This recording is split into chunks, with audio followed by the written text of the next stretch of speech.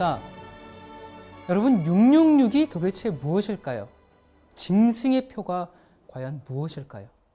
요한계시록 13장에 보면 짐승의 표는 짐승의 우상이 먼저 세워진 그 다음에 오는 것입니다.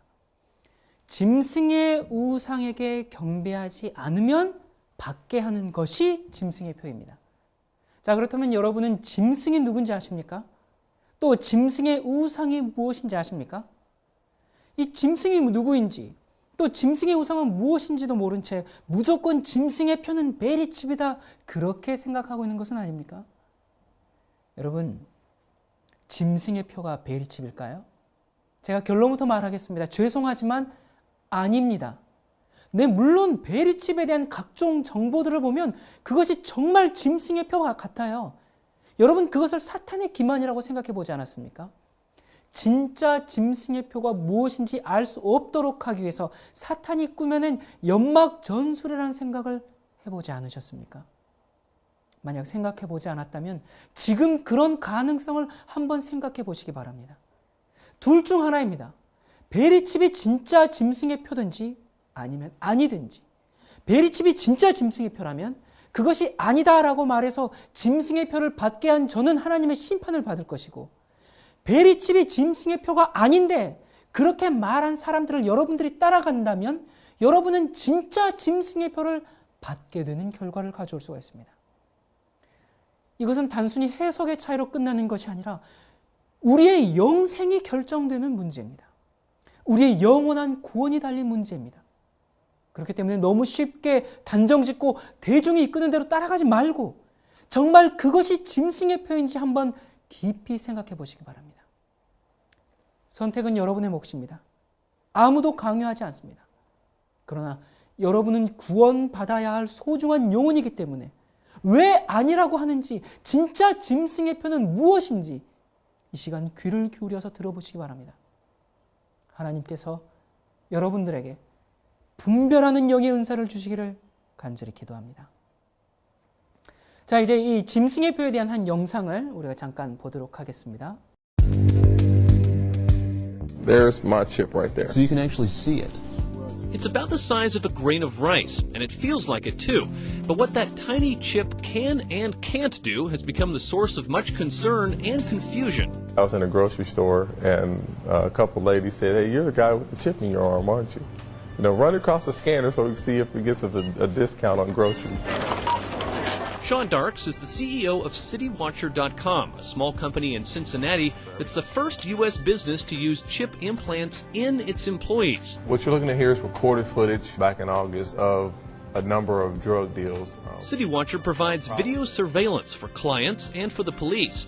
And the video that it collects, like this drug bust, is the company's biggest asset. And they say they need to keep it under more than just lock and key. You might have one of these where you work, a key card that allows access to different parts of the office. A lot of businesses use them, but here at CityWatcher, there's one particular room where you need either the implanted chip in your arm or a keychain. And Sean says the choice is up to the employee. CityWatcher employees Chuck Gordon and Kari Williams require access to the secure server room where the video is stored. One got the implant, and the other decided not to. He carries the chip in a keychain instead. That's one of the reasons that I don't want to do it.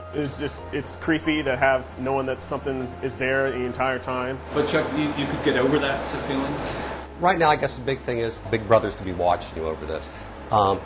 Basically, the chip's dormant except unless you go in front of the access panel, and that's the only time it activates. So, other than that, I really have no worries about it. Chip implants have been common in pets for several years, giving the owner peace of mind that their lost animal could be identified. And for retail giant Walmart, the chips are used as smart barcodes to keep track of thousands of products. But for use in people, well, privacy advocates think we shouldn't open that door. 자, 여러분이 방금 영상에서 보았듯이 이미 베리칩을 받은 사람들이 굉장히 많아요. 영상에서 보았듯이 회사의 직원들, 그리고 또 아픈 환자들, 그리고 많은 아이들도, 어린 아이들도 부모의 권유로 이 베리칩을 받았습니다. 그리고 개, 고양이도 베리칩을 받았습니다. 여러분, 베리칩이 짐승의 표라면 자기의 의사와 상관없이 받은 그 아이들이 이미 짐승의 표를 받았다는 말입니까? 그래서 그 아이들이 유황불로 다 죽어야 한단 말입니까?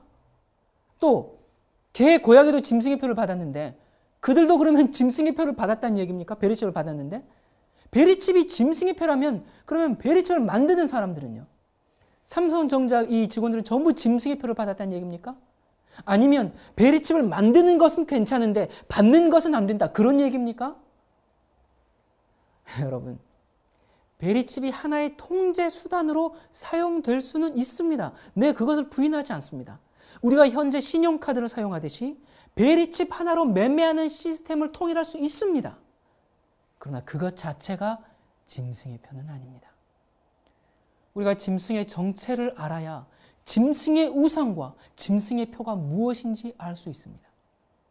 대부분의 기독교에서는 먼 미래에 어떤 독재자가 이제 나타나서 세상을 지배할 적그리스도라고 얘기하죠. 역사적으로 이 짐승이 누군지, 그 적그리스도가 과연 누구인지에 대해서 많은 설명들이 있었습니다.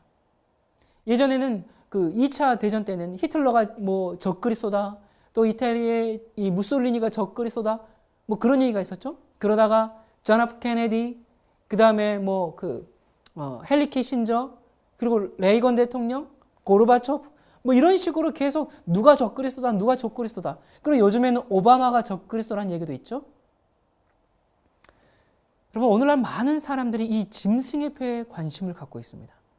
교회를 다니지 않는 사람들도 마치 한 편의 소설이나 영화처럼 이 문제에 대해서 관심을 갖고 있습니다. 자, 그렇다면 이 사람들이 도대체 짐승의 표에 대해서 어떻게 생각하고 있는지 한번 검색을 해보았습니다. 그러더니 이렇게 이야기하는 사람들이 있었습니다. 짐승의 표는 상품에 그려진 바코드이다. 이건 예전에 이렇게 사람들이 이야기했었죠. 지금은 이렇게 믿는 사람이 없죠. 예전에 이 기독교에서 바코드가 짐승의 표다 그렇게 가르친 것을 여러분 기억하십니까? 이 과학이 발달해서 이젠 바코드가 아니라 베리칩이다 그렇게 변경된 것처럼 이 짐승의 표가 그렇게 시대에 따라서 변하는 그런 것입니까? 그럴 수가 없죠. 또 짐승의 표는 앞으로 발행될 세계적인 신용카드다. 또 짐승의 표는 세계를 통제할 정부의 컴퓨터 번호다. 짐승은 벨기에에 있는 슈퍼컴퓨터고 그 표는 또 모든 사람에게 주어질 666이란 숫자다. 짐승의 표는 베리칩이다. 이런 여러 가지 의견들을 우리가 쉽게 접할 수 있습니다. 왜 사람들이 짐승의 표를 이 컴퓨터나 또는 베리칩이라고 생각할까요? 그것은 이 성경적인 질문의 답을 성경 밖에서 찾기 때문입니다. 뭐라고요? 성경의 이 질문을 성경에서 찾지 않고 성경 밖에서 그 해답을 찾기 때문에 엉뚱한 이야기를 하고 있는 것입니다. 오늘날 기독교는 제수잇의 책략으로 계시록을 가까이 해서는 안 될 그런 금서로 만들어 놓았습니다. 여러분, 하나님께서 우리가 짐승의 표에 대해서 연구하는 것을 싫어하실까요? 우리가 그래서 무엇이 짐승의 표일까 그런 걸 알지 못한 채 혼돈 가운데 있기를 하나님께서 원하실까요? 아니지 않습니까? 하나님은 우리가 알지 못한 채 갑작스럽게 당하기를 원치 않으십니다. 자, 그렇다면 여러분, 짐승의 표란 무엇일까요? 이 질문의 답은 성경에서만 찾을 수 있습니다. 그런데 오늘날 사람들은 이 짐승의 표에 대한 정답을 성경 밖에서 찾기 때문에 현재와 같은 어리석은 결론에 도달한 것입니다. 자, 이 요한계시록은 사도 요한이 밤모섬에서 기록했습니다. 자, 여러분, 그때 당시 세계를 지배하고 있던 나라가 누구죠? 로마죠. 로마에서 요한이 밤모섬으로 유배를 당했습니다. 자, 하나님께서는 이제 요한에게 로마의 멸망이 포함된 마지막 시대의 사건들을 계시로 보여주시고 기록하게 하셨는데, 그런데 그것은 로마가 알아보고 그것을 파괴하지 못하도록 그렇게 상징적인 언어로 말씀해 주셨습니다. 이 AD 96년경에 아시아의 7교회에 전하도록 편지 형식으로 요한계시록이 기록되었습니다. 자, 만약에 하나님께서 중국에 있는 기독교인들에게 편지를 쓰라고 하시고 여러분은 중국 공안들이 그 내용을 알기를 원치 않는다면 여러분 그 편지를 어떻게 쓰겠습니까? 곧 중국이 멸망할 것이다. 뭐 중국의 누구누구 주석이 어떻게 될 것이다 이런 얘기를 쓸 수 있습니까? 안 되죠. 그래서 여러분은 암호로 쓸 것입니다. 그렇지 않겠습니까? 자, 요한은 초기 기독교인들이 다 이해할 수 있는 암호를 사용해서 편지를 썼습니다. 그것은 로마가 갖고 있지 않는 것, 그 암호는 곧 성경이었습니다. 자, 그런데 요한과 그 초대교회는 어떤 성경책을 가지고 있었을까요? 신약 성경입니까? 예수님과 바울이 사용하던 성경을 가지고 있었죠. 그것을 오늘날 우리는 구약 성경이라고 말합니다. 왜 오늘날 기독교회가 계시록을 이해하지 못하는지 아십니까? 그 이유는 간단합니다. 그들은 구약 성경을 멀리한 지 오래되었습니다. 그들은 자신을 신약 성경 시대의 기독교인이라고 부릅니다. 그리고 그들은 성경 전체를 사용하지 않고 그 암호를 해독하려고 하기 때문에 엉뚱한 결론에 이르고 있는 것입니다. 요한계시록은 성경 전체의 요약입니다. 요한계시록은 성경 39권 중에서 26권의 책들 가운데서 인용되었습니다. 다시 말해서 요한계시록의 404절 가운데 267절은 다른 성경에서 인용해 온 것입니다. 그래서 요한계시록의 이 상징적인 예언들을 풀기 위해서는 구약 성경을 알아야 합니다. 특별히 다니엘서의 예언들을 이해해야만 요한계시록을 해석할 수 있습니다. 다시 말하면 다니엘서의 예언들을 알지 못하면 짐승의 표를 이해하는 것이 불가능합니다. 그래서 우리는 이 시간에 잠깐 다니엘서의 몇 예언들을 아주 간략히 살펴보도록 하겠습니다. 자, 다니엘서 2장에 보면 이 다니엘서 2장은 이 바벨론 왕 느부갓네살이 꿈을 꾸는 것으로 시작합니다. 여러분, 오늘 우리가 이 시간에 이 다니엘서 2장을 다 다룰 시간이 없습니다. 다니엘서 2장에는 인류 역사들의 그 제국들과 그들의 흥망성쇠, 그리고 또 여러분들이 잘 아시는 알렉산더 대왕이라든지 이러한 이 성경과 이 역사가 버무려진 아주 흥미진진한 예언서입니다. 오늘 우리가 이 시간에 그걸 다 다룰 수 없기 때문에 여러분들은 제가 성경과 세계사라는 제목으로 강의한 것을 꼭 참고하시기 바랍니다. 자, 다니엘서 2장 31절부터 35절. 왕이여, 왕이 한 큰 신상을 보셨나이다. 그 신상이 왕의 앞에 섰는데 크고 광채가 특심하며 그 모양이 심히 두려우니 그 우상의 머리는 정금이요 가슴과 팔들은 은이요 배와 넓적다리는 노시요 그 종아리는 철이요 그 발은 얼마는 철이요 얼마는 진흙이었나이다. 또 왕이 보신즉 사람의 손으로 하지 아니하고 뜨인 돌이 신상의 철과 진흙의 발을 쳐서 부서뜨리매 때에 철과 진흙과 놋과 은과 금이 다 부서져 여름 타작마당에 겨같이 되어 바람에 불려간 곳이 없었고 우상을 친 돌은 태산을 이루어 온 세계에 가득하였었나이다. 여러분, 이 다니엘이 이제 왕에게 말하기를 미래에 일어날 일들을 하나님께서 왕에게 보여주시고자 한 것이라면서 해석하기 시작했습니다.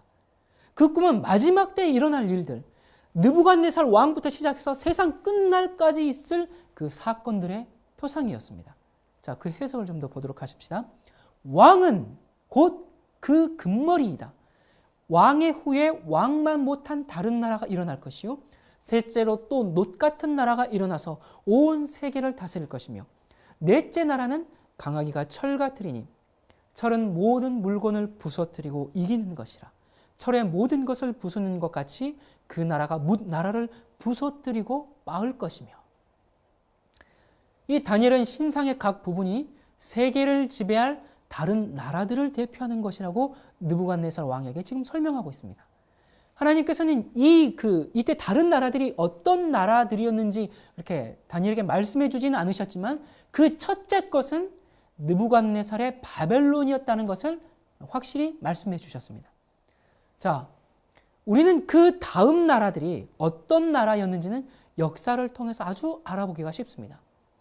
바벨론은 BC 539년에 메데페르샤에게 정복당했고 메데페르샤는 BC 331년에 그리스에게 정복당했고 그리스는 168년에 로마에 의해 점령당했습니다. 자, 다니엘서 2장 41절. 왕께서 그 발과 발가락이 얼마는 토기장이의 진흙이요 얼마는 철인 것을 보셨은즉 그 나라가 나누일 것이며, 다니엘은 이 로마 제국 이후의 나라들이 나누일 것이라고 얘기했습니다.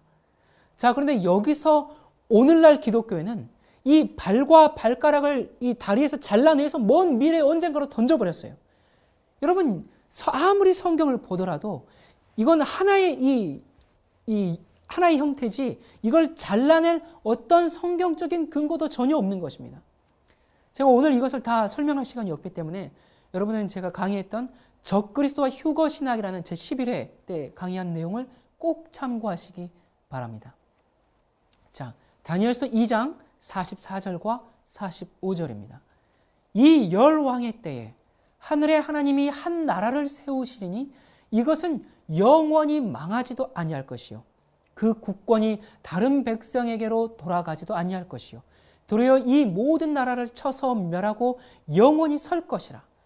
왕이 사람의 손으로 아니하고 산에서 뜨인 돌이 철과 놋과 진흙과 은과 금을 부서뜨린 것을 보신 것은 크신 하나님이 장래일을 왕께 알게 하신 것이라. 우상의 이 발을 친 돌은 예수 그리스도의 재림입니다. 우리는 바로 지금 이 열 발가락 시대에 살고 있습니다. 이제 이 역사의 마지막 다음 사건은 예수님의 재림입니다. 자, 이제 우리가 다니엘서 7장으로 넘어가겠습니다. 다니엘서 2장을 이해한다는 것은 짐승의 표를 이해하는 데 아주 필수적인 것입니다. 그리고 요한계시록을 이해하기 전에 다니엘서 7장도 분명히 알아야 합니다.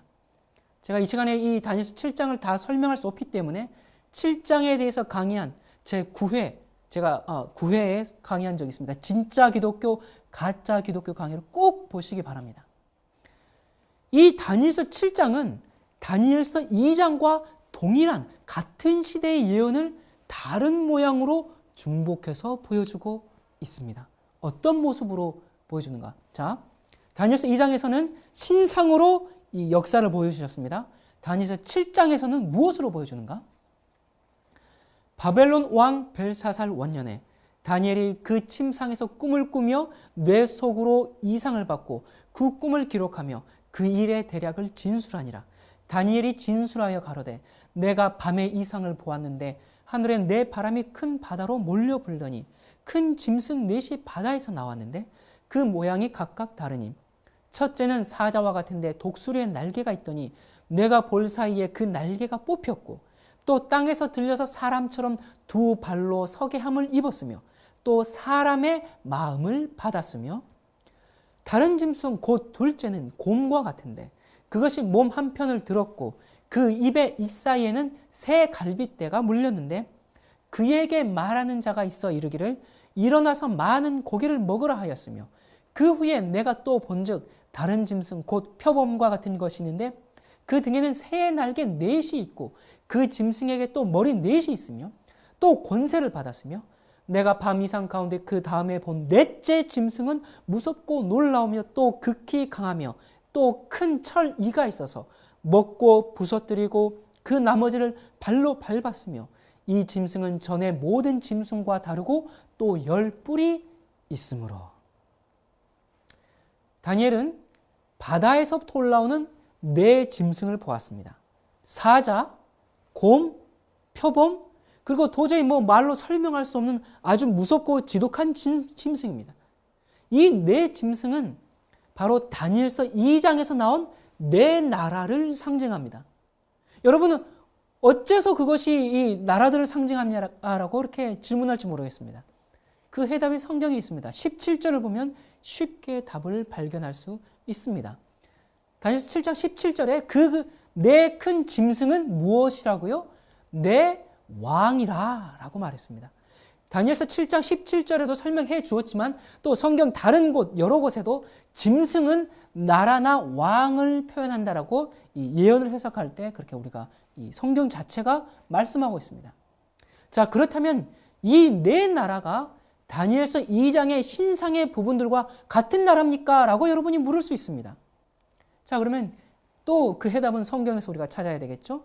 7장 23절에 보면 넷째 짐승은 곧 땅의 넷째 나라인데 라고 다니엘서 자체가 설명을 해주고 있습니다. 자, 그러면 다니엘서 2장과 이 7장에서 그 넷째 나라에 대한 말씀을 한번 읽어보도록 하십시다. 만약 2장의 설명과 7장의 그 넷째 나라의 설명이 서로 같다면 그건 동일한 나라가 맞겠죠? 자, 다니엘서 2장 40절입니다. 넷째 나라는 강하기가 철 같으리니 철은 모든 물건을 부서뜨리고 이기는 것이라. 철이 모든 것을 부수는 것 같이 그 나라가 문 나라를 부서뜨리고 빻을 것이며, 철의 나라라고, 그리고 부서뜨리고, 그렇게 설명하고 있습니다. 자, 다니엘서 7장 7절에 그 넷째 나라입니다. 내가 밤 이상 가운데 그 다음에 본 넷째 짐승은 무섭고 놀라우며 또 극히 강하며 또 뭐가 있어요? 큰 철기가 있어서 먹고 부서뜨리고 그 나머지를 발로 밟았으며 이 짐승은 전에 모든 짐승과 다르고 또 10뿔이 있다라고 얘기했습니다. 자, 여러분 2장에 나온 신상의 그림과 7장에 나온 네 짐승의 그림을 한번 보십시오. 이 둘이 한번 공통점을 보십시오. 이 두 표상들은 하나님께서 마지막 시대의 예언이 너무나 중요하기 때문에 반복적으로 보여주신 것입니다. 금머리는 곧 사자 바벨론이었습니다. 그리고 넷째 나라 로마까지 내려온 것입니다. 로마 제국이 분열되어서 오늘날의 지구촌의 모습이 된 것을 다니엘서 2장에서는 발과 발가락, 10발가락으로 상징되었죠. 다니엘서 7장에 보면 똑같이 10나라로 분열되는데 그것이 10뿔로 표현된 것을 알 수가 있습니다. 자, 이어서 다니엘서 7장 24절을 보면 그 10뿔은 이 나라에서 일어날 10왕이요. 여러분 분명히 로마 제국이 이렇게 붕괴한다는 말입니다. 자, 그런데 2장과 아주 다른 점이 하나 있습니다. 그것이 무엇인가? 바로 이 7장 8절에 보면 작은 뿔입니다. 내가 그 뿔을 유심히 보는 중 다른 작은 뿔이 그 사이에서 나더니 먼저 뿔 중에 셋이 그 앞에 뿌리까지 뽑혔으며 이 작은 뿔에는 사람의 눈 같은 눈이 있고 또 입이 있어 큰 말을 하였느니라. 바로 이 작은 뿔이 적그리스도입니다. 그런데 이 다니엘서 2장의 10발가락과 7장의 10뿔을 먼 미래로 던져버리면 이 작은 뿔, 즉 적그리스도의 정체를 알 수 없게 되어버립니다. 이것이 바로 사탄이 노리고 있는 작전입니다. 우리가 이 다니엘서 7장의 작은 뿔은 나중에 다루도록 하겠습니다. 자, 그 다음에 이 작은 뿔을 연구하기 전에 다니엘서 8장을 먼저 간단히 살펴보고 넘어가도록 하십시다.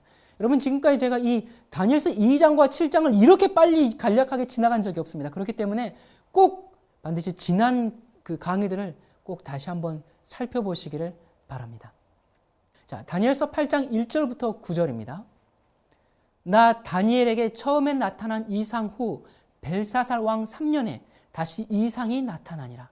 내가 이상을 보았는데 내가 그것을 볼 때에 내 몸은 엘람도 수산성에 있었고 내가 이상을 보기는 을레강변에서니라. 자, 을레강변에서 다니엘이 이상을 봅니다. 내가 눈을 들어 본즉 강가에 두 뿔 가진 수양이 섰는데 그 두 뿔이 다 길어도 한 뿔은 다른 뿔보다도 길었고 그 긴 것은 나중에 난 것이었더라. 내가 본즉 그 수양이 서와 북과 남을 향하여 받으나 그것을 당할 짐승이 하나도 없고 그 손에서 능히 구할 리가 절대로 없으므로 그것이 임의로 행하고 스스로 강대하더라. 내가 생각할 때에 한 수염소가 서편에서부터 와서 온 지면에 두루 다니되 땅에 닿지 아니하며 그 염소 두 눈 사이에는 현저한 뿔이 있더라. 계속해서 봅니다. 그것이 두 뿔 가진 수양 곧 내가 본 바 강가에 섰던 양에게로 나아가되 분노한 힘으로 그것에게로 달려가더니 내가 본즉 그것이 수양에게로 가까이 나아가서는 더욱 성내어 그 수양을 땅에 엎드러뜨리고 짓밟았으나 능히 수양을 그 손에서 벗어나게 할 리가 없었더라. 수염소가 스스로 심히 강대하여 가더니 강성할 때에 그 큰 뿔이 꺾이고 그 대신에 현저한 뿔 넷이 하늘 사방을 향하여 났더라. 그중 한 뿔에서 또 작은 뿔 하나가 나서 남편과 동편과 또 영화로운 땅을 향하여 심히 커지더니. 자, 여러분, 이것이 이 다니엘서 2장과 또 다니엘서 7장에서 본 것과 어떤 상관이 있을까요? 만약 제가 이 다니엘서 8장도 다니엘서 2장과 다니엘서 7장의 것과 똑같은 것이다 그렇게 말한다면 여러분들은 아마 말도 안 돼 그렇게 말할지 모르겠습니다. 그런데 정말 이 양과 염소는 다니엘서 2장의 신상 그리고 7장의 그 짐승과 같은 것입니다. 다니엘서 2장에서 어떤 나라가 바벨론을 정복했습니까? 너무 빨리 패스해서 기억이 잘 안 납니까? 지난 강의들을 보았다면 메데 페르시아입니다. 자, 그러면 어떤 나라가 메데 페르시아를 정복했습니까? 바로 알렉산더 대왕이 이끄는 헬라죠. 자, 이제 여기 양과 염소에 대한 성경 자체의 해석을 한번 살펴보도록 하겠습니다. 다니엘서 8장 20절 21절. 내가 본 바 두 뿔 가진 수양은 곧 메데와 바사의 왕들이요 털이 많은 수염소는 곧 헬라 왕이요 두 눈 사이에 있는 큰 뿔은 곧 그 첫째 왕이요. 헬라의 첫째 왕이 누구예요? 알렉산더 대왕. 여러분 놀랍지 않습니까? 죄송한 말씀이지만 여러분은 그동안 성경을 너무 몰랐습니다. 여러분 하나님께서는 이 마지막 때 이 예언들이 우리 운명에 대단히 중요하다고 생각하셨기 때문에 우리가 이 사실을 놓치지 않도록 다니엘서에 3번씩이나 반복해서 기록하게 하셨습니다. 우리가 이 예언들을 정확하게 이해할 때만 계시록의 짐승의 표에 관해서도 올바로 이해할 수가 있습니다. 자, 그런데 이 다니엘서 8장의 이상에서는 첫째 나라 바벨론은 어디로 가버리고 없어요. 왜 메데 페르시아부터 나왔을까? 여러분 이유는 아주 간단하죠. 여러분 다니엘서 5장에 보면 벨사살 왕이 술잔치를 벌이고 있을 때 벽에 손가락이 나타나서 기록한 그 이야기를 여러분 너무 잘 아시죠? 바로 그날 밤에 메데 페르시아군이 유프라데스 강을 통해서 바벨론으로 들어와서 성을 정복하고 벨사살 왕을 죽였습니다. 제가 이 부분에 대한 예언도 제가 강의한 적이 있죠. 자, 바로 그 바벨론이 끝나려는 때에 이 표상이 주어졌습니다. 자, 그렇기 때문에 하나님께서는 지금 바벨론이 멸망하는 시점인데 굳이 또 바벨론부터 시작할 필요가 없어요. 그래서 하나님께서는 바벨론부터 시작하는 그 번거로움을 피하고 그 다음 세계 제국인 메데 페르시아부터 시작한 것입니다. 또 한 가지 질문이 있죠. 그러면 넷째 왕국 로마는 어디로 갔습니까? 7장에서 본 것처럼 이 작은 뿔은 로마 머리 위에 10뿔에서 자라났습니다. 그리고 이 8장의 작은 뿔은 셋째 짐승 그리스의 뒤를 이어서 나타났습니다. 자, 그것은 이 7장의 넷째 나라, 즉 로마를 뒤이어서 나타난 작은 뿔이 8장에서는 실제로 그 넷째 왕국이란 말입니다. 다시요. 여러분 좀 헷갈리십니까? 제가 지금 굉장히 빨리 지나왔기 때문에 여러분 꼭 지난 강의들을 보셔야 더 깊은 이해가 됩니다. 7장에서 네 나라가 나왔습니다. 네 짐승이 나왔죠. 넷째 짐승의 뒤를 이어서 작은 뿔이 솟아나왔습니다. 그런데 8장에 보니까 그 작은 뿔이 넷째 왕국이 되었단 말이에요. 즉 작은 뿔이 로마의 뒤를 이은 존재라는 것입니다. 넷째 왕국을 지금까지 가지고 있다라는 얘기입니다.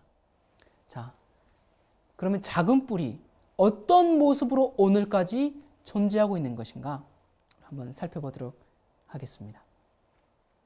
이 스탠리의 역사를 보면 교황들은 그들의 권력과 위신과 칭호들을 이교로부터 상속받아서 로마에 비어있는 황제들의 자리를 채웠다. 교황권은 죽은 로마 제국의 무덤 위에서 왕관을 쓰고 앉아있는 그 죽은 제국의 유령이다. 자, 여러분 로마의 뒤를 이어서 계속 존재하고 있는 이 작은 뿔이 바로 교황권이라는 것입니다.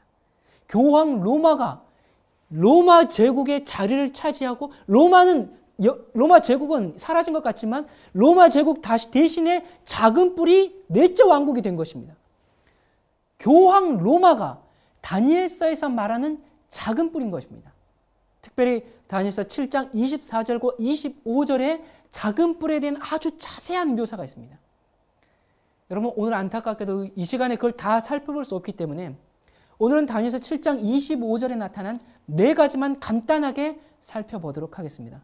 이 부분에 대한 것은 제가 진짜 기독교, 가짜 기독교라고 강의한 강의를 꼭 다시 한번 보시기 바랍니다. 첫 번째 보면 말로 지극히 높으신 자를 대적하며 라고 다니엘서 7장에는 작은 뿔의 정체를 말해주고 있습니다. 여러분, 만약 제가 지금 나는 예수다, 내가 예수다 라고 그렇게 말하면 여러분이 저에게 뭐라고 얘기하시겠습니까? 저 사람 미쳤구나, 너 미쳤니? 너 천벌 받을 놈이다, 뭐 이렇게 얘기하겠죠. 여러분, 그 넷째 왕국인 로마의 자리를 차지한 세력은 그런 주장을 했습니다. 무엇이라고 주장했는가? 교황은 예수 그리스도를 대신할 뿐만 아니라 육의 장막 속에 가려진 예수 그리스도 그 자체이다. 교황이 말하는 것은 바로 예수 그리스도가 말하는 것이다. 교황은 대단히 존엄하시고 지극히 높임을 받으셨으므로 단순한 사람이 아니라 하나님이시며 또 하나님의 대리자이시다. 여러분이 더 많은 증거들이 있지만 오늘 다 다룰 수가 없기 때문에 여러분 지난 강의를 참조하시기 바랍니다. 자, 교황이 말로 지극히 높으신 자를 대적했습니다. 자, 그리고 두 번째 또 보면 지극히 높으신 자의 성도를 괴롭게 할 것이며 라고 이야기하고 있습니다. 교황권이 약 1억 명의 그 개신교인들을 살해한 것을 역사가 증명하고 있습니다. 오늘 다 살펴볼 시간이 없죠. 자, 그리고 세 번째 특징은 때와 법을 변개코자 할 것이라고 했습니다. 여러분, 때는 시간에 관한 것입니다. 무슨 때를 변경했는가? 여기 보면 이건 캐톨릭 교리 문답집에 있는 내용입니다. 어느 날이 안식일인가? 토요일이 안식일이다. 왜 우리는 토요일 대신 일요일을 지키는가? 그 대답이 우리는 캐톨릭 교회가 토요일로부터 그 신성성을 일요일로 옮겼기 때문에 토요일 대신 일요일을 지킨다라고 그들 스스로가 말합니다. 때에 관한, 시관한 때와 법을 변경하고자 한다고 그랬죠. 하나님의 때를 변경했습니다. 그들은 하나님을 경배하는 안식일을 태양의 날인 일요일로 변경했습니다. 그리고 어떤 법을 바꿨는가? 어느 나라의 법을 바꿨어요? 어느 국가의 법을 바꿨습니까? 미국의 법, 한국의 법, 프랑스 법, 어느 국가의 법? 하나님의 법인 십계명을 바꾸었습니다. 어떻게 바꾸어 버렸는가? 자, 여기 보시면 하나님의 십계명과 이 천주교의 교리문답에 있는 십계명이 있죠. 그들은 먼저 우상을 만들지 말고 섬기지 말라라는 계명을 삭제해 버렸습니다. 하나님의 법을 바꿔 버렸습니다. 그리고 넷째 계명인 안식일을 기억하여 거룩히 지키라는 말씀을 주일을 지키라, 그렇게 바꾸어 버렸습니다. 여러분, 안식일에 대한 변경은 루터가 종교개혁을 일으키기 전에, 개신교회라는 것이 존재하기 전에 캐톨릭 교회가 하나님의 법의 심장부를 공격해서 이루어졌고, 그것이 오늘날까지 온 세계에 영향을 미치고 있습니다. 여러분 기억하십니까? 예수님께서는 마태복음 5장에서 하나님의 법은 천지가 없어지기 전에는 1.1획이라도 변경될 수 없다라고 하셨습니다. 과연 누가 감히 하나님의 법 10계명을 자기들 마음대로 이렇게 바꿀 수 있단 말입니까? 자, 그리고 네 번째, 성도는 그의 손에 붙임받아 한 때와 두 때와 반 때를 지내리라 라고 말하고 있습니다. 자, 여러분, 이 오늘날 다니엘서 7장 25절에 이 말씀을 이해하는 사람은 거의 없습니다. 대부분의 교회는 이것을 그냥 이해할 수 없는 것으로 지나쳐 버립니다. 그런데 하나님께서는 여기에 나오는 한 때와 두 때와 반 때라는 이 기간을 다니엘서와 계시록에서 총 7번이나 반복을 하십니다. 여기 보면 이 때라는 것은, 이 단이라는 것은 히브리어로 년, 해를 의미합니다. 그래서 한 때는 1년이고 두 때는 2년이고 반 때는 반년입니다. 예언을 해석할 때 1일은 1년이라는 원칙이 있습니다. 그리고 성경에서 한 달은 30일로 계산합니다. 자, 그러면 한 때는 1년이죠. 그러면 360일이고 두 때는 2년입니다. 그럼 720일, 반 때는 반년이고 180일. 자, 전부 합하면 며칠이에요? 1260일입니다.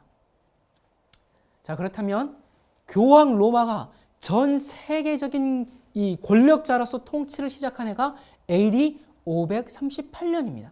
그때로부터 1260년 동안을 지나면 1790 1798년이 됩니다. 자, 1798년에 무슨 일이 벌어졌을까요?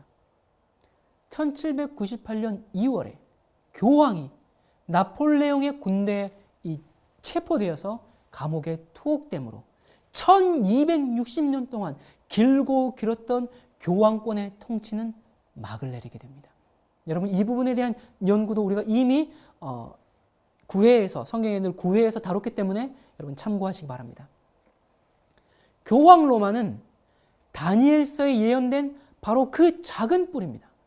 여러분이 이 조건에 맞는 다른 대상을 찾아보시기 바랍니다. 눈에 불을 켜고 이 조건에 맞는 다른 세력을 찾아보십시오.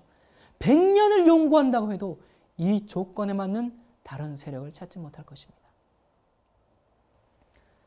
하나님은 전능하신 분입니다. 앞으로 될 일을 내다보시면서 우리에게 깨달아 알 수 있도록 성경에 다 예언해 놓으셨습니다. 그런데 아무리 성경에 명백하게 기록해 놓으셨다고 하더라도 우리가 받아들이지 않는다면, 우리의 교회에서는 그렇게 배우지 않았어. 아니, 우리 목사님은 그렇게 얘기하지 않아. 그것은 먼 미래에 있을 일이야. 그렇게 하면서 던져버린다면, 그렇게 된다면 여러분은 짐승의 표를 받게 될 것입니다. 여러분, 우리는 지금 정말 초스피드로 다니엘서 2장, 7장, 8장을 끝냈습니다. 자, 이제 계시록으로 가도록 하겠습니다. 자, 계시록 14장. 다니엘서의 작은 뿔, 다니엘서에 나오는 작은 뿔 세력은 교황권입니다. 그러면 이것이 이 짐승의 표를 연구하는데 도대체 무슨 상관이 있는가? 계시록 14장 9절과 10절에서 짐승의 표를 받는 자들을 어떻게 묘사하고 있는지 한번 보도록 하겠습니다. 누구든지 짐승과 그의 우상에게 경배하고 이마에나 손에 표를 받으면 그도 하나님의 진노의 포도주를 마시리니 그 진노의 잔에 섞인 것이 없이 부은 포도주라. 거룩한 천사들 앞과 어린 양 앞에서 불과 유황으로 고난을 받으리니. 짐승의 표를 받는 자들은 불과 유황으로 고난을 받는다고 했습니다. 그런데 12절에 보면 이 짐승의 표를 받지 않는 사람들은 어떤 사람인지 설명되어 있습니다. 계시록 14장 12절에 성도들의 인내가 여기 있나니 저희는 하나님의 계명과 예수 믿음을 지키는 자니라. 여러분, 예수께서 재림하실 때 이 지구상의 인구는 두 부류로 나누어질 것입니다. 하나님과 분리되어서 짐승의 표를 받는 무리들과 세상과 분리되어서 짐승의 표를 받지 않는 무리들입니다. 제3의 부류란 없습니다. 여러분, 우리는 하나님과 분리되든지 세상과 분리되든지 둘 중 하나가 될 것입니다. 자, 그러면 짐승의 표가 도대체 무엇인가? 여러분, 우리는 그런데 짐승의 표가 무엇인지 알기 위해서 먼저 계시록에 나오는 그 짐승이 누구인가를 알 필요가 있습니다. 그 짐승의 표입니다. 그냥 짐승의 표가 아니에요. 그 짐승의 표예요. 어떤 나무의 표도 아니고 어떤 바람의 표도 아니고 어떤 다른 짐승의 표도 아니고 또 여러분의 표도 아닌 그 짐승의 표입니다. 그 짐승. 사람들이 그 짐승은 무시하고 표만 생각하기 때문에 베리칩이 666이라는 엉뚱한 결론에 이른 것입니다. 자, 그렇다면 그 짐승은 누구인가? 계시록 12장 1절. 하늘에 큰 이적이 보이니 해를 입은 한 여자가 있는데 그 발 아래는 달이 있고 그 머리에는 12별의 멸관을 썼더라. 성경에서 여인은 교회를 상징합니다. 순결한 여자는 순결한 교회를 말하고 불순한 여자는 배도한 교회입니다. 자, 여기서 이 계시록 12장 1절의 여자는 하나님의 참된 교회를 말하고 있습니다. 자, 계속 이어서 읽어보도록 하겠습니다. 이 여자가 아이를 베어 해산하게 되매 아파서 애써 부르짖더라. 하늘에 또 다른 이적이 보이니 보라, 한 큰 붉은 용이 있어 머리가 7이요 뿔이 10이라. 그 여러 머리에 7 멸관이 있는데 그 꼬리가 하늘별 3분의 1을 끌어다가 땅에 던지더라. 용이 해산하려는 여자 앞에서 그가 해산하면 그 아이를 삼키고자 하더니 여자가 아들을 낳으니 이는 장차 철장으로 만국을 다스릴 남자라. 그 아이를 하나님 앞과 그 보좌 앞으로 올려가더라. 여기서 아이의 출산은 예수 그리스도의 탄생입니다. 자, 그럼 용은 누구죠? 9절에서 용은 사탄이라고 설명하고 있습니다. 사탄은 예수님이 태어나자마자 죽이려고 했습니다. 헤롯이 예수님을 죽이고 베들레헴의 2살 이하의 모든 남자아이들을 죽인 것을 기억할 것입니다. 사탄은 로마를 통해서 예수님을 죽이고자 했습니다. 자, 계시록 12장 6절에 그 여자가 광야로 도망하며 거기서 얼마요? 1260일 동안 저를 양육하기 위하여 하나님의 예비하신 곳이 있더라. 여러분, 우리가 다니엘서 7장에서 작은 뿔에 대해서 공부했을 때 우리는 교황권이 1260일, 즉 1260년 동안 통치한 사실을 발견했습니다. 여기 계시록 12장에 다시 한번 언급되어 있는 것입니다. 하나님의 참된 백성들은 1260년 동안 교황권의 핍박을 피해서 여기저기 도망갈 수밖에 없었습니다. 그리고 계시록 12장 이어서 13절, 14절. 용이 자기가 땅으로 내어 쫓긴 것을 보고 남자를 낳은 여자를 핍박하는 자라. 그 여자가 큰 독수리의 2 날개를 받아 광야 자기 곳으로 날아가 거기서 그 뱀의 낯을 피하여 1때와 2때와 반때를 양육받으며. 여러분 놀랍지 않습니까? 여기 1때와 2때와 반때는 교황의 통치 기간인 1260년에 대한 말입니다. 다니엘서 7장 25절에 나왔던 1때, 2때, 반때와 똑같은 기간입니다. 여러분, 하나님께서는 우리를 너무나 사랑하셔서 우리가 실수하지 않도록 똑같은 예언을 계속 반복하고 있는 것입니다. 이 마지막 때는 너무나도 위험스러운 때이기 때문에. 계시록 12장 17절. 용이 여자에게 분노하여 돌아가서 그 여자의 남은 자손 곧 하나님의 계명을 지키며 예수의 증거를 가진 자들로 더불어 싸우려고 바다 모래 위에 섰더라. 많은 사람들이 이제는 더 이상 계명을 지킬 필요가 없다고 그렇게 말합니다.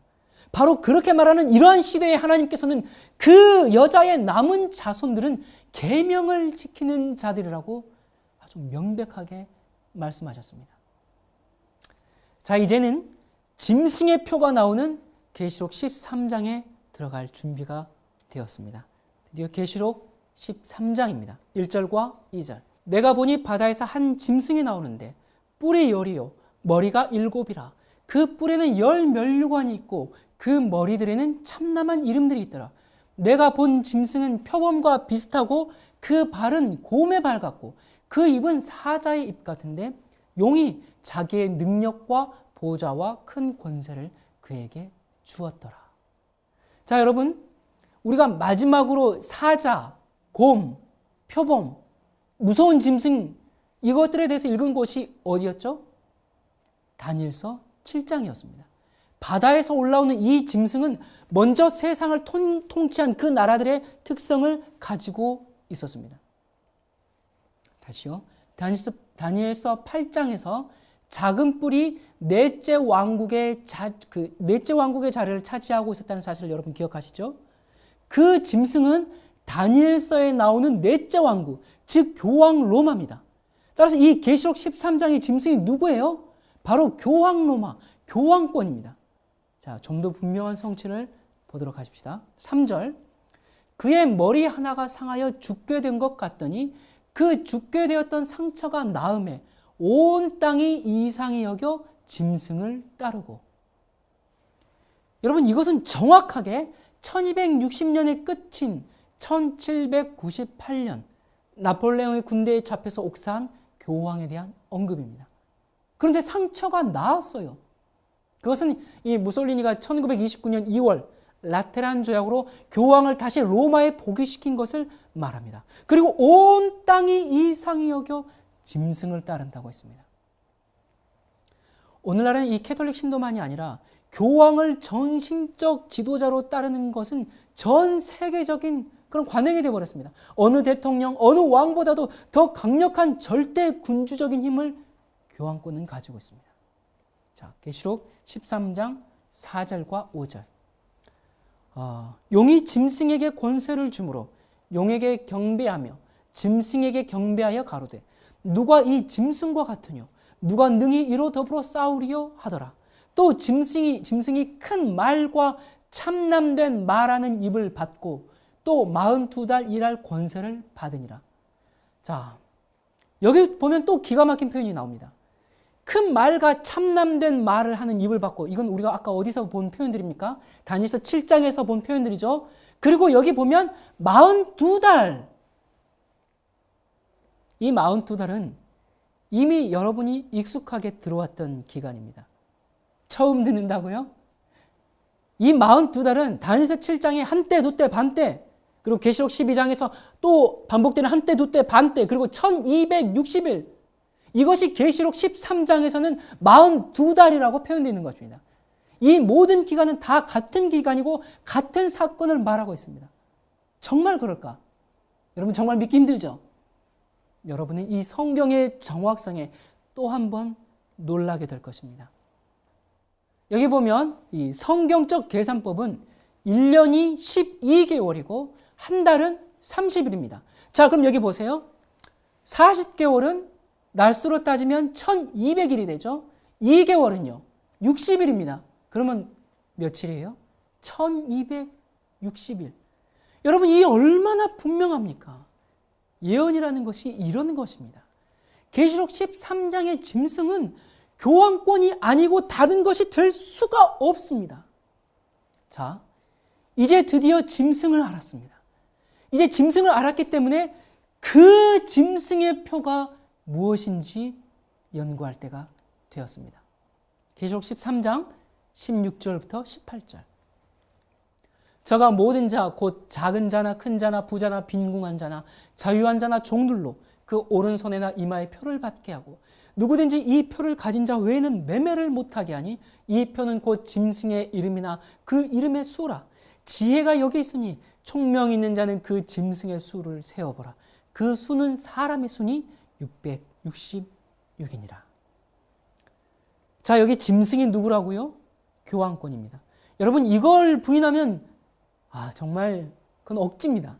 여러분이 성경 말씀대로 살기로 결심한 진실한 그리스도인이라면 분명한 하나님의 말씀에 자신의 그 낡아빠진 지식을 버려야 합니다.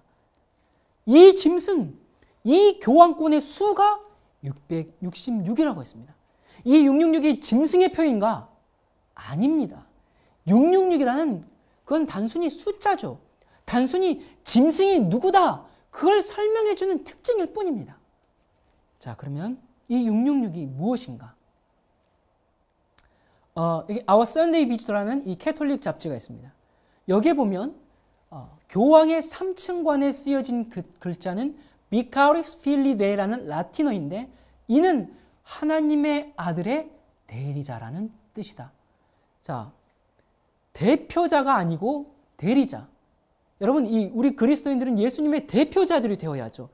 그런데 우리가 예수님을 대신하는 사람들입니까? 아니죠. 대리자가 아니라 대표자입니다. 그런데 교황은 예수님을 대신하는 대리자라는 것입니다. 자, 제가 한번 이 위키백과에서 그 대관 미사에서 수석 추기경이 교황의 머리 위에 삼층관을 씌워주는 의식을 거행할 때 이렇게 이야기하는 것을 제가 보게 되었습니다.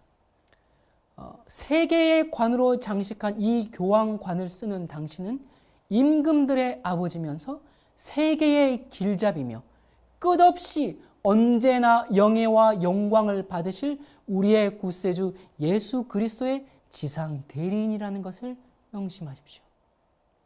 자, 여러분, 비카리우스 필리데이라는 말이 교황이 쓰는, 하나님의 아들의 대리자라는 말이 교황이 쓰는 그 3층 관에 적혀 있는 말입니다.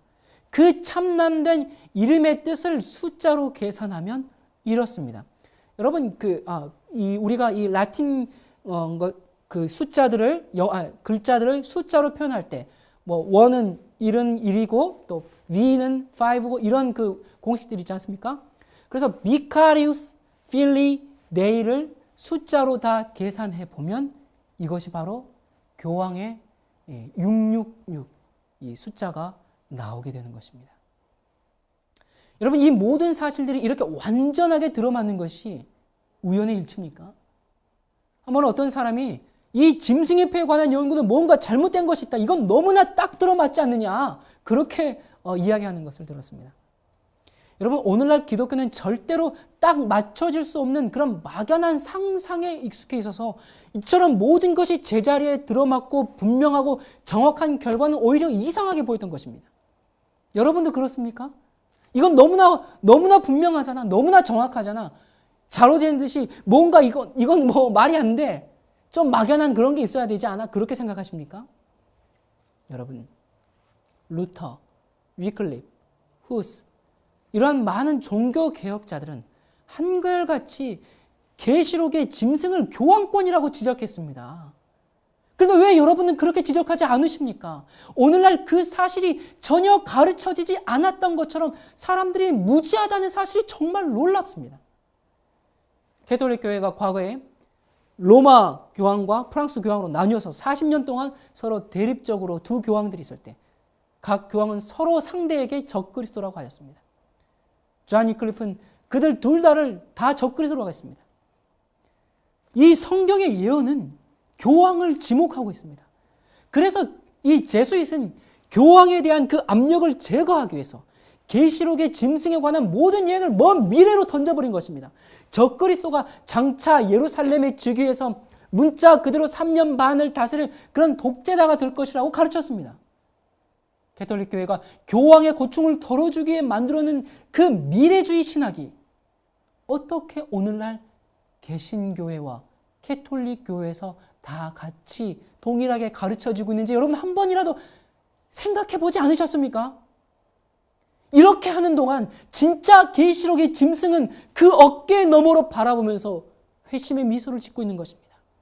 그렇게 수많은 사람들을 적그리스도의 군대 속으로 몰아넣고 있는 것입니다.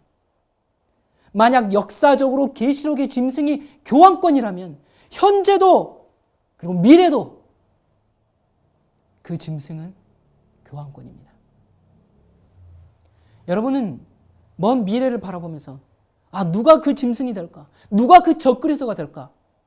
그런 걸 생각하고 알아맞히는 점쟁이 역할을 해왔습니까? 그렇다면 이제 그걸 그만두십시오. 짐승은 살아있습니다. 매우 강력하게 전 세계를 다스리는 영향력을 미치고 있습니다. 그 짐승은 우리가 살고 있는 이 시대에 지금 있습니다.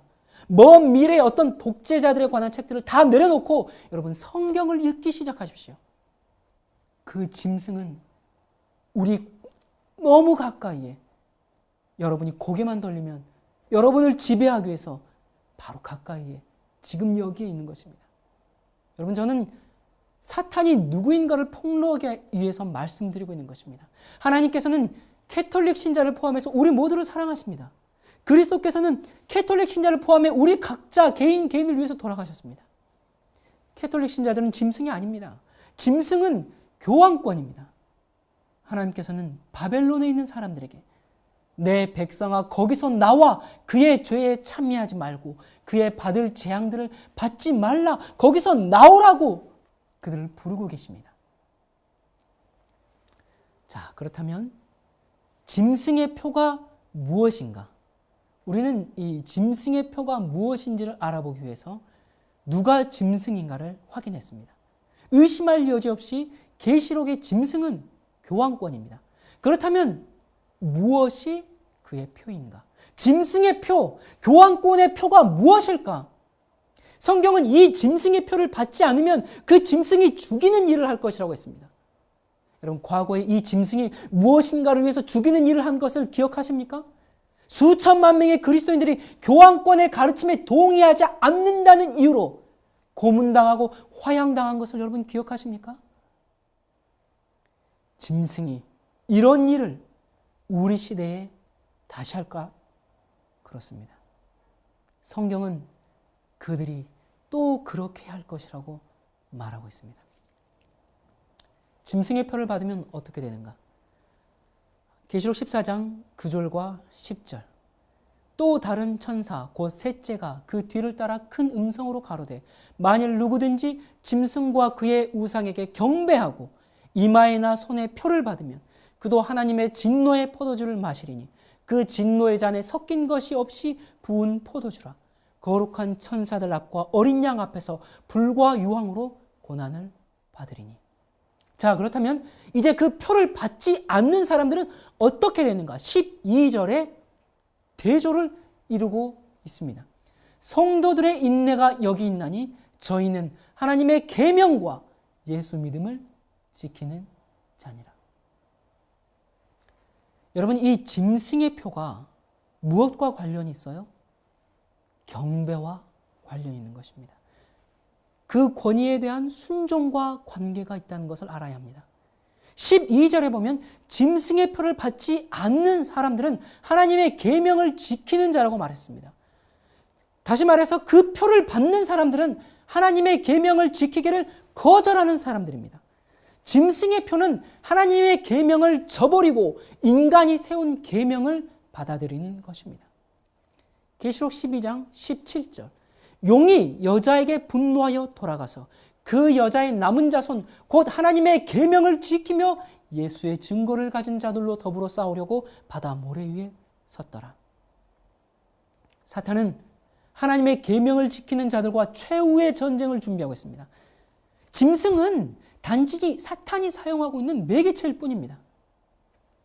계시록 13장 2절, 용이 자기의 능력과 보좌와 큰 권세를 그에게, 그 짐승에게 주었더라. 사탄이 짐승에게 권세를 주었습니다. 그 짐승이 누구였죠?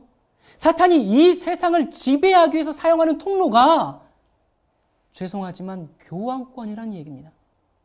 이 세상을 조정하는 일루미나티, 프리메이슨, 빌더버그, 여러 비밀 단체들이 있죠. 그 모든 것들의 최고의 수장이 교황권입니다. 여러분, 짐승은 교황권입니다. 그 표는 하나님의 계명에 불순종하는 것과 관련이 있습니다. 그 표가 과연 무엇일까요? 놀랍게도 짐승 스스로가 짐승의 표, 즉 교황권의 표가 무엇인지 밝히고 있습니다. 여기 보시면 일요일은 우리의 권위의 표다. 가톨릭 교회의 권위는 성경보다 높으며 안식일을 주일로 옮긴 것이 그 사실에 대한 증명이다. 자, 일요일이 교황권의 권위의 표라는 여러 가지 문헌들이 많지만 시간 관계상 이거 하나만 뽑았습니다. 물론 여러분들이 지금 주일에 교회를 간다고 해서 그것이 짐승의 표를 받는 것이냐? 그것은 아닙니다. 아직은 이것이 짐승의 표로서의 역할을 하지 않습니다. 일요일이 교황권의 표지만 그것을 강제하지 않았기 때문에 아직 아무도 짐승의 표를 받지 않았습니다. 그러나 여러분이 정말 하나님을 경배하는 사람인지 아닌지 시험하는 때가 곧 오게 될 것입니다. 일요일에 교회에 가도록 하는 그런 도덕적인 강제 법령이 세워진다면 그때 그것은 짐승의 표가 되는 것입니다. 그때 모든 사람들이 분명하게 깨달아 알 수 있도록 하나님을 경배하는 날이 언제인지 크게 외쳐질 것입니다. 어떤 분들은 모든 사람들이 다 교회 가게 되면 하나님 믿고 참 좋지 않습니까? 여러분, 그렇습니까? 교회에 가지 않으면 죽이겠다. 그렇게 하는데 안 갈 사람 있습니까? 그게 참 신앙입니까?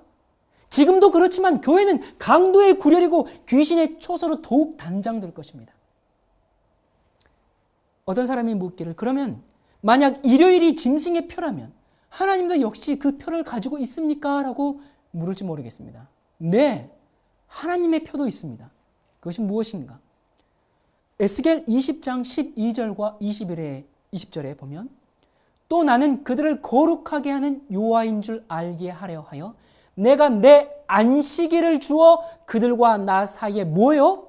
하나님의 표징을 삼았어요. 또 나의 안식일을 거룩하게 할지어다. 이것이 나와 너희 사이에 뭐가 돼요? 표가 돼요. 그래서 너희로 내가 여호와 너희 하나님인 줄 알게 하리라. 왜 안식일이 하나님의 표인가? 그 안식일 계명만이 누가 참된 하나님인지를 밝혀주는 계명이기 때문에 그렇습니다. 왜 안식일이 하나님의 표라고요? 너희로 내가 여호와 너희 하나님인 줄 알게 하기 위해서. 안식일은 누가 하늘에 계신 참된 하나님인지를 밝혀주는 표징입니다. 여러분이 10계명 중에서 내 부모를 공경하라. 그것이 하나님이 주신 십계명이라는 것을 그 계명으로 알 수 있습니까? 간음하지 말라로? 그런 계명들은 유교, 불교에도 다 있어요. 모하메 교도. 안식일 계명만이 하나님께서 주신 십계명 안에 창조주 하나님, 여호와 하나님이 창조주 하나님이시라는 것을 인정하는 표는 안식일 계명밖에 없는 것입니다. 안식일은 유대인들이 만든 것이 아니라 하나님께서 사람을 창조하셨을 때 만드셨습니다. 그것은 창조주의 표입니다. 그것은 창조의 기념일입니다. 여호와 하나님이 창조주 하나님이라는 사실은 오직 안식일 계명만을 통해서 알 수가 있습니다. 안식일은 사람이 우상 숭배를 금하도록 하기 위해서 인류에게 주어진 것입니다. 안식일에 뭐 하라고요? 나를 경배하라고요. 하나님의 참된 경배자들이 누구인지 알 수 있는 유일한 계명이 바로 안식일입니다. 여러분 아십니까? 기독교의 대다수 사람들도 하나님의 표가 무엇인지를 인정합니다. 그러면서도 그들은 짐승의 표를 지키고 있습니다. 몇 문헌들을 좀 볼까요? 감리교에서는 이렇게 얘기합니다.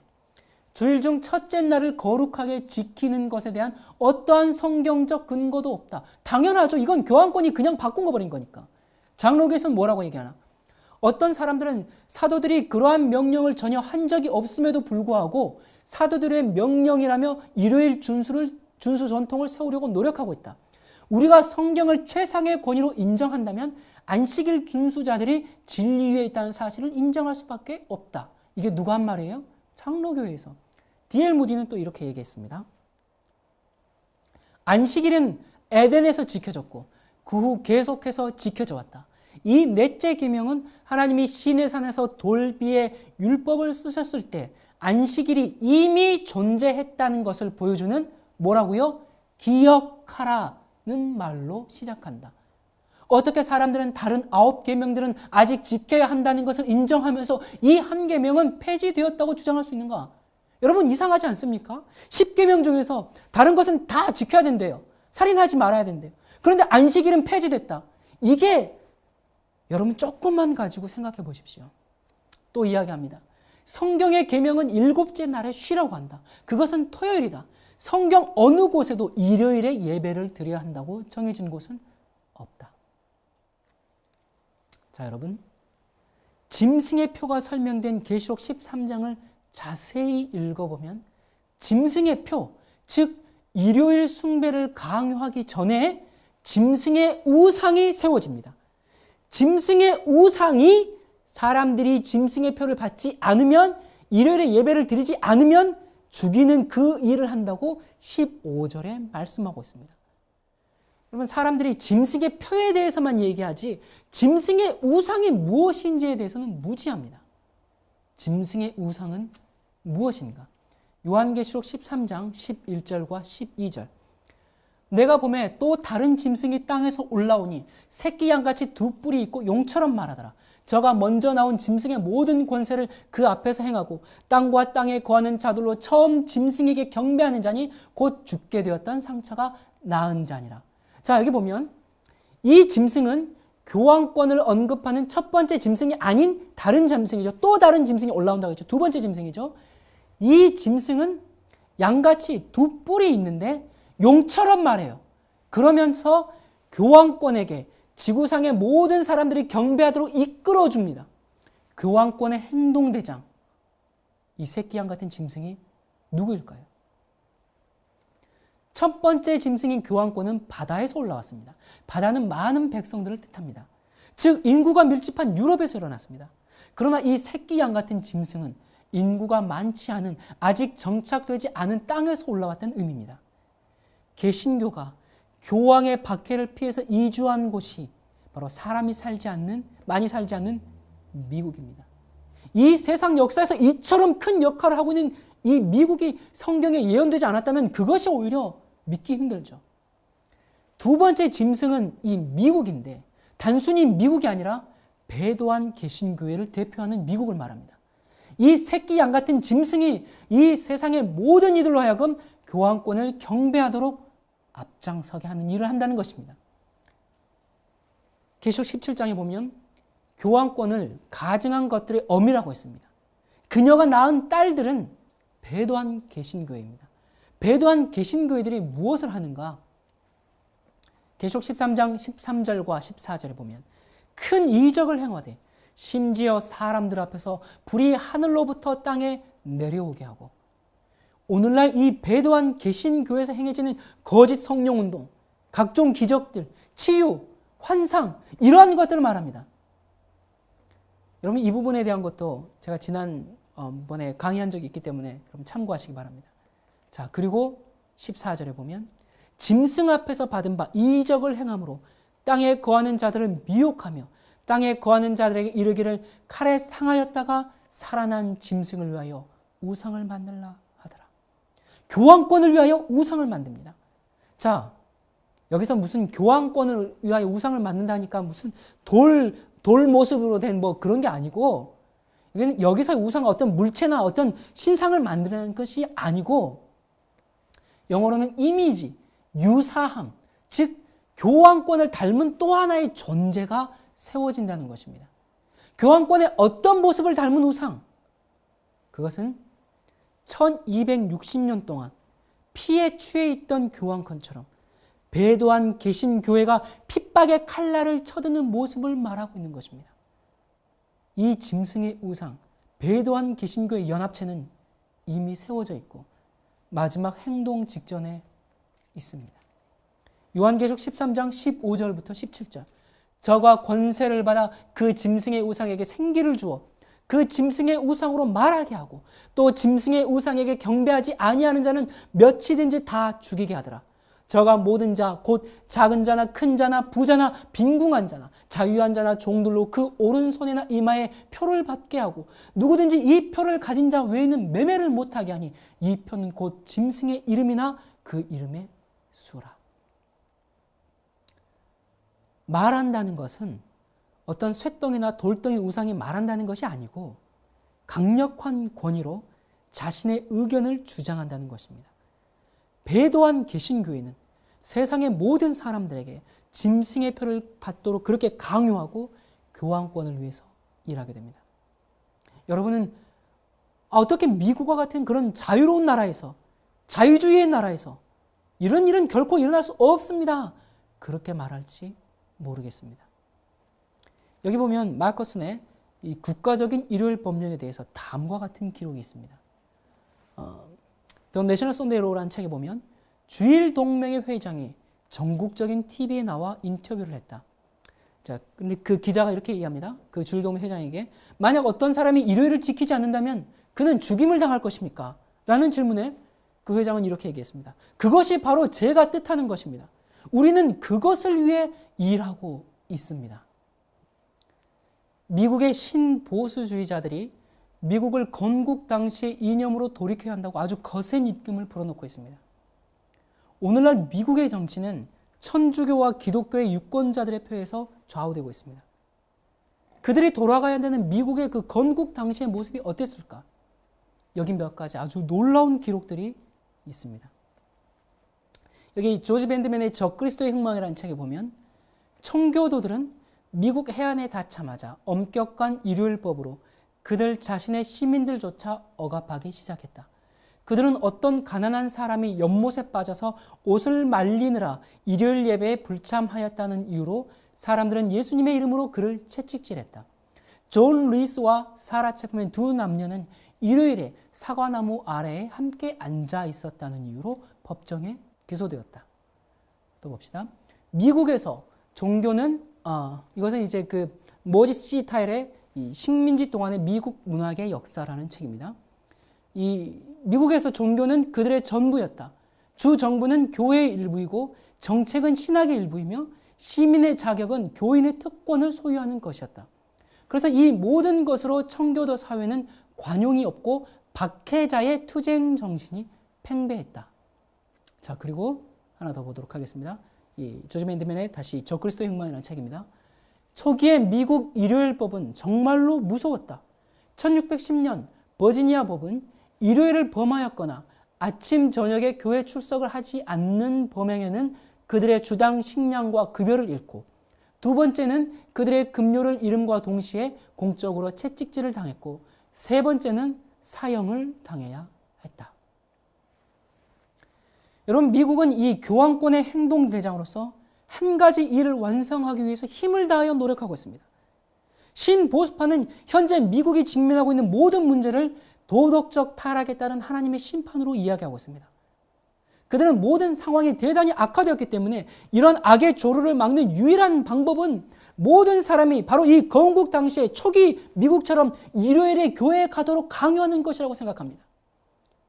도덕을 법률화하기 위해서 사람들을 일요일마다 교회에 가도록 강요하는 것은 얼마나 좋은 명분입니까? 여러분, 여기 보면 이게 무슨 사진이죠? 최근에 일어난 사진들이죠. 여기 보면 교황이 사임할 때 이 베드로 성당에 이 천둥이 저렇게 내리쳤죠. 그리고 또 취임할 때는 천사 모양을 한 이 구름이 나타났었죠. 여러분, 이런 이게 다 이 사탄의 장난들이죠. 교황이 사임을 했습니다. 자, 그 다음에 무슨 일이 일어날까? 그리고 이제 이 새로운 교황으로 체인지가 되었죠. 여러분, 그런데 보시면 교황의 사임 이유가 무엇이었는지 기억하십니까? 첫 번째는 건강에 대한 문제였습니다. 그리고 두 번째는 개혁파와 반대파의 그 권력 투쟁에서 개혁파의 노력이 무산된 것입니다. 이 교황청 전문가들은 교황이 도덕적 개혁 실패의 부담 때문에 사임했다, 그렇게 이야기하고 있습니다. 자, 그러면 무엇을 개혁하려고 했는가? 여러분, 너무 잘 아시죠? 추기경과 신부들의 동성애와 성추문, 돈 세탁, 권력의 부정부패, 그런 것들을 개혁하려고 했는데 그 개혁이 좌절되었어요. 여러분, 우리가 어떤 일을 추진할 때 그냥 조용히 그 일을 해나가면 사람들이 모릅니다.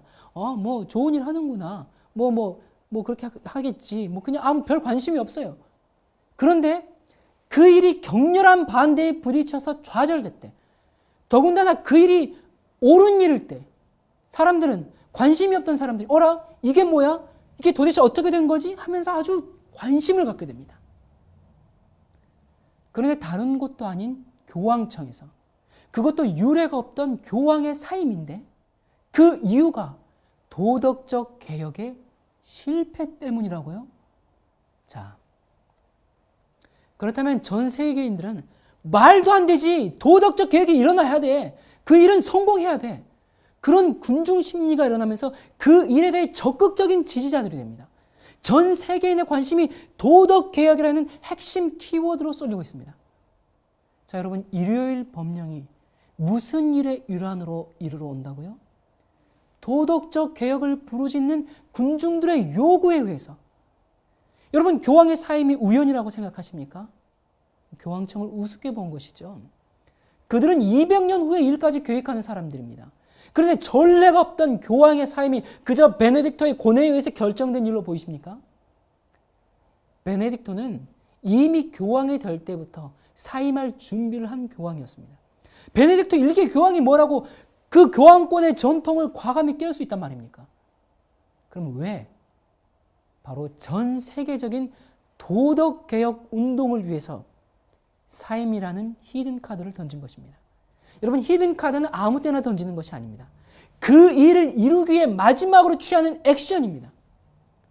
교황의 사임이라는 히든카드가 성공했습니까? 이번 교황 사임 사건으로 전 세계의 이목이 바티칸을 집중하게 만들었습니다. 그리고 도덕적 개혁에 대한 갈망을 불러일으켰습니다.